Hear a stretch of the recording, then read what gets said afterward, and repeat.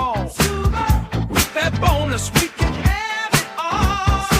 Raise your hands, let's toast to the good life. No more stress, no more worry or strife. We earned this joy, we earned this cheer. Our hard work pays off, this moment is here.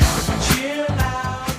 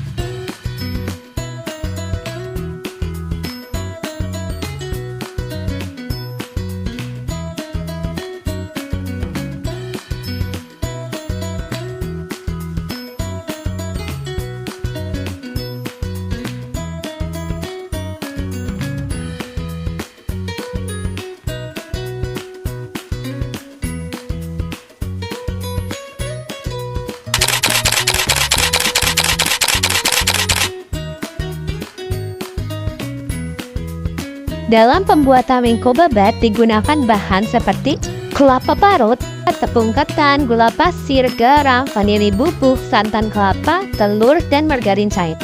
Kelapa parut sebagai salah satu bahan dasar wingko yang berfungsi untuk membentuk tekstur wingko yang khas, yaitu adanya serat kasar kelapa yang gurih. Kelapa parut yang digunakan dalam pembuatan wingko yaitu kelapa parut yang dihasilkan dari proses memarut daging buah kelapa varietas hibrida yang masih berusia muda. Kelapa parut mengandung lemak, protein, karbohidrat, serat, gula, sodium, dan kalium. Tepung ketan. Tepung ketan terbuat dari kultivar beras ketan putih yang mengandung sejumlah besar kandungan amilopektin dibandingkan kandungan amilosanya. Pati yang terkandung pada tepung beras ketan terdiri atas 0,88% amilosa dan 99,11% amilopektin dari keseluruhan fraksi patinya. Kandungan amilosa dan amilopektin inilah yang memberikan tekstur pada kue wingko babat. Tepung ketan selain mengandung amilopektin dan amilosa yang termasuk polisakarida dalam karbohidrat, tepung ketan juga mengandung protein. Gula pasir. Gula pasir mengandung 99,9% sakarosa murni. Gula pasir berasal dari tebu atau bit gula yang telah dibersihkan. Fungsi gula dalam pembuatan wingko yaitu memberikan rasa manis, aroma, dan kerak warna coklat pada pembuatan wingko akibat adanya reaksi Maillard atau karamelisasi, yaitu reaksi gula reduksi dengan asam amino yang terjadi pada waktu pemanggangan yang mengakibatkan warna gelap pada wingko. Garam. Garam berasal dari air laut yang kemudian diuapkan sehingga menyisakan kristal-kristal garamnya saja. Garam dalam pembuatan wingko berfungsi untuk meningkatkan rasa lezat, yaitu meningkatkan aroma, rasa, menurunkan suhu terjadinya karamel pada adonan wingko, dan membantu agar memperoleh warna kerak kulit wingko yang bagus. Garam dengan rumus kimia NaCl mengandung sodium. Vanili bubuk. Polong tanaman vanili digunakan untuk bahan penyegar, pengharum makanan seperti pada wingko babat, es krim, dan minuman. Polong basah merupakan bentuk produk yang dijual petani pada umumnya. Sedangkan polong tanaman vanili yang berbentuk kering dijual oleh eksportir ke pasaran internasional. Untuk konsumsi langsung dalam rumah tangga, umumnya dalam bentuk bubuk vanili. Yang mana biasanya bubuk vanili ini digunakan dalam pembuatan kue. Begitu pula dalam pembuatan wingko babat digunakan pula vanili bubuk. Vanili bubuk mengandung lemak, protein, karbohidrat, gula, sodium, dan kalium. Santan kelapa. Santan kelapa merupakan emulsi minyak kelapa dalam air yang berwarna putih.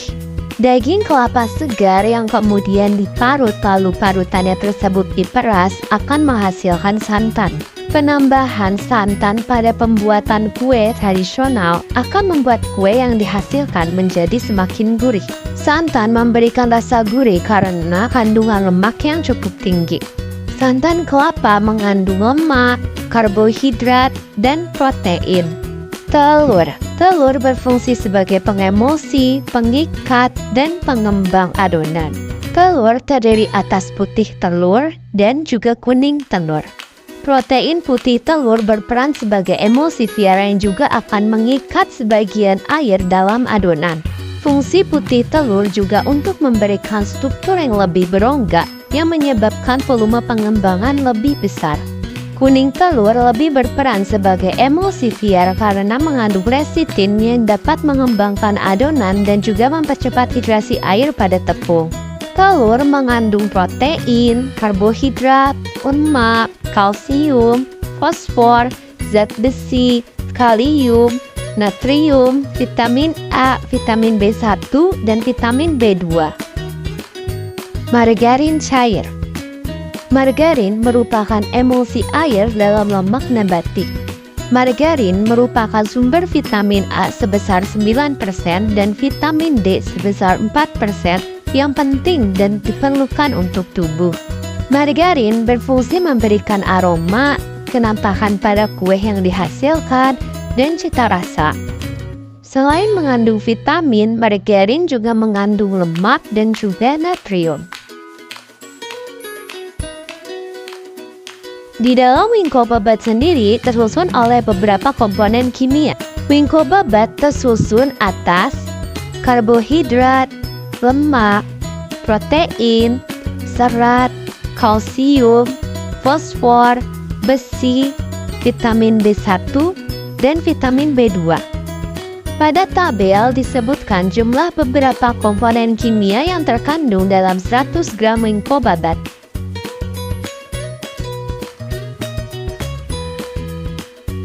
Reaksi karamelisasi.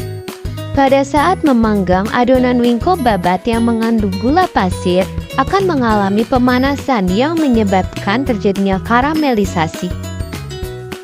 Pada proses karamelisasi ini, molekul gula dipecah menjadi senyawa yang lebih kecil dan kompleks, yang menghasilkan warna coklat yang khas pada wingko babat serta rasa yang manis.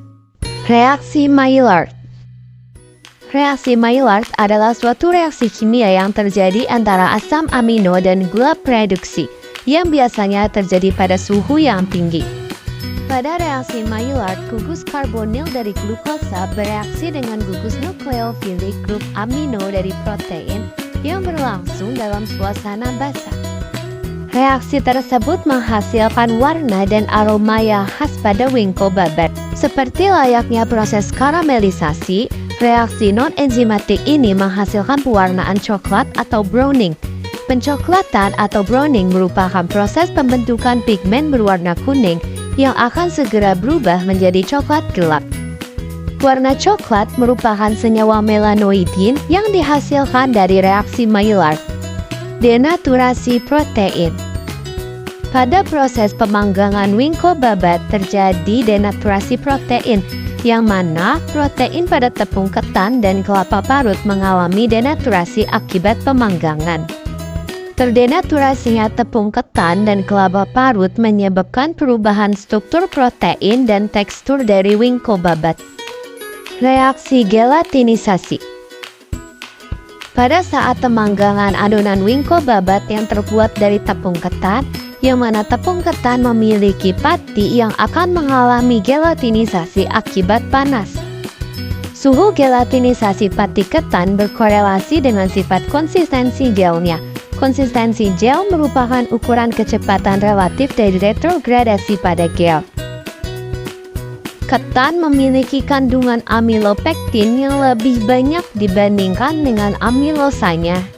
Hal inilah yang menyebabkan ketan memiliki sifat yang lengket, tidak mengembang dalam pemasakan, dan juga tetap lunak setelah dingin, seperti halnya pada wingko babat. Reaksi penguapan air.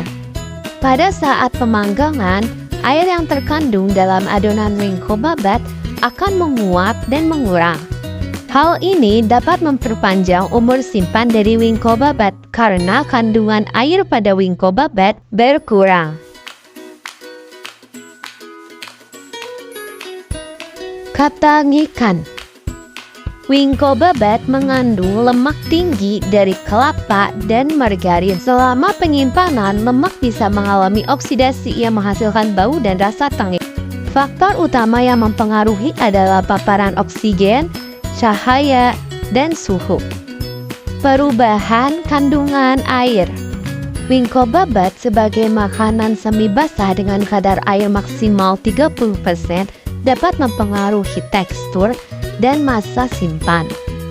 Pengemasan yang tidak optimal dapat menyebabkan hilangnya kelembapan atau kontaminasi mikroba.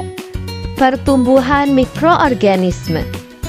Tingkat AW atau aktivitas air wingko berada pada kisaran 0,6 sampai 0,9. Mikroorganisme seperti kapang dan hamir bisa tumbuh bila penyimpanan dilakukan di lingkungan yang lembab. Reaksi enzimatis. Bahan baku seperti kelapa parut bisa memicu reaksi enzimatik, misalnya hidrolisis lemak oleh lipase yang meningkatkan asam lemak bebas atau FFA sehingga menurunkan kualitas produk. Stabilitas aroma dan warna. Komponen seperti vanili atau kelapa bisa mengalami perubahan kimiawi selama penyimpanan, terutama bila terkena paparan udara atau suhu tinggi.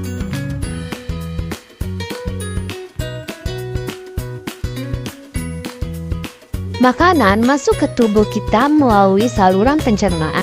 Saluran pencernaan manusia terdiri dari mulut, kerongkongan, lambung, usus halus, usus besar, dan terakhir adalah anu. Di dalam saluran pencernaan ini terjadi reaksi-reaksi kimia. Mulut. Sekresi ludah pada saat membawi makanan atau ketika makanan berada di dalam mulut, dan sekresi cairan lambung ketika makanan sampai di lambung. Enzim pektialin atau disebut juga amilase air liur berfungsi untuk memecah pati atau amilum menjadi maltosa. Fungsi enzim ini hanya berlangsung hingga makanan sampai di kerongkongan. Pengunyahan di mulut enzim amilase pada air liur akan mengubah karbohidrat atau pati menjadi maltosa. Kerongkongan. Bentuk makanan di dalam mulut dan kerongkongan disebut bolus. Ketika makanan melewati faring, terjadi beberapa gerakan secara refleks. Mula-mula otot pada langit-langit lunak naik, mencegah makanan masuk ke dalam rongga hidung. Pada saat itu pernapasan berhenti sesaat. Selanjutnya, epiglotis bergerak ke bawah, mencegah makanan masuk ke dalam laring. Lidah bergerak mencegah makanan kembali ke mulut. Dan terakhir, otot faring berkontraksi mendorong makanan masuk ke dalam kerongkongan. Pada lambung yang dimana protein akan dipecah menjadi pepton dan proteosa oleh asam lambung dan enzim pepsin. Pemecahan protein akan diserap dan digunakan oleh tubuh untuk sintesis protein baru dalam tubuh. Getah lambung umumnya mengandung asam klorida atau HCl, merupakan senyawa kimia yang dapat menyebabkan lambung memiliki kadar asam tinggi dengan pH sekitar 2. Kondisi asam demikian bersifat menguntungkan karena dapat membunuh bakteri yang masuk bersama makanan. Selain itu, HCl juga berfungsi untuk mengaktifkan pepsinogen menjadi pepsin dan prorenin menjadi renin. Menyederhanakan makanan yang keras dan berserat seperti daging, merangsang sekresi getah usus dan mengontrol membuka dan menutupnya klep antara lambung dan usus 12 jari.